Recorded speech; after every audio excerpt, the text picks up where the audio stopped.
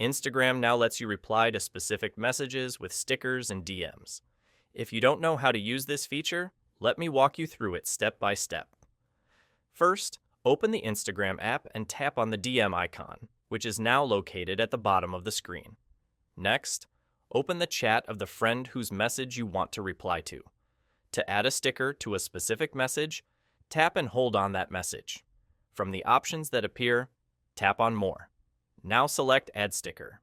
From here, simply choose the sticker you want to use. Once you select a sticker, it will be added as a reply to that specific message. You'll notice that the sticker is directly attached to the message you replied to. If you want to reply to another message with a sticker, repeat the same steps. Tap and hold the message, tap More, then choose Add Sticker, and select your sticker. That's it. You've successfully replied to a message with a sticker on Instagram. And that's how you can reply to Instagram messages using stickers. If this tutorial helped you, don't forget to like and follow for more quick Instagram tips. See you in the next one.